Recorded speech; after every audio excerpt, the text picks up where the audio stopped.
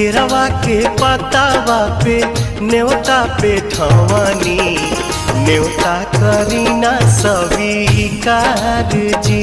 हाँ लिहिनाया रख मोर आदित्य गोसाइया, परती के सुन ली पुकार जी।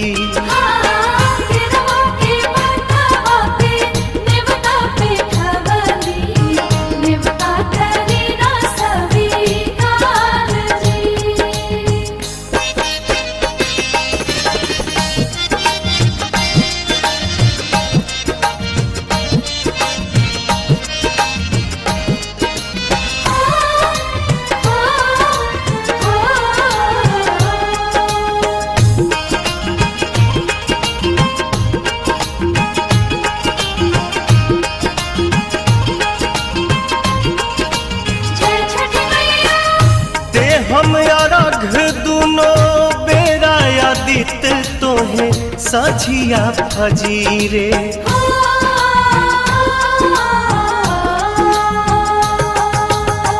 दूसरा अरघ देके मानव आशीष आके गंगा के तीरे।